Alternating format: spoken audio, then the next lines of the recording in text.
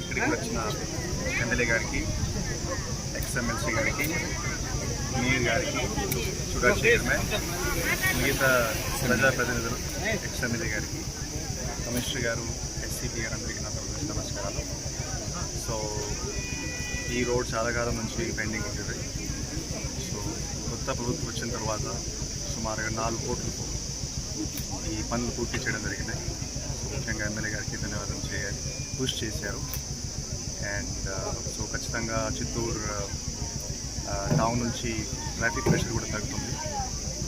So ఈరోజు ఈ కార్యక్రమం ప్రార్థన చేయడం.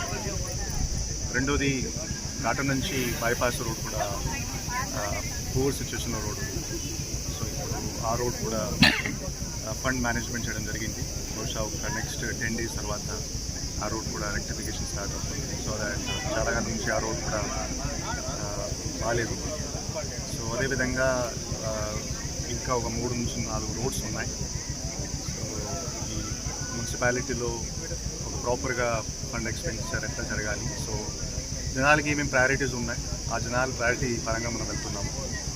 అండ్ సో ఏమేమి ఇంకా ఇన్ఫ్రాస్ట్రక్చర్ బాగా చేయాలి, బాగా ఖచ్చితంగా నెక్స్ట్ 3 to 4 monthsలో పూర్తి చేయడం జరిగింది. సో ఈ సందర్భంగా నేను అందరికీ ధన్యవాదం తెలియజేస్తున్నాను, ఎస్పెషల్లీ ఎమ్మెల్యే గారికి.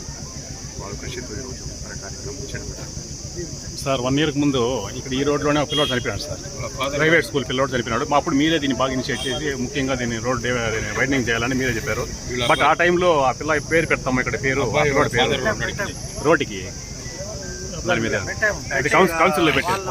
రికవరీ అయిన తక్షణ ఆ రోడ్ పేరుతో వాళ్ళ వైఫ్తో ఓపెన్ చేస్తారు. వాళ్ళు రీహాబిలిటేషన్ కోసం మనం ప్రయత్నం చేస్తున్నాము సార్.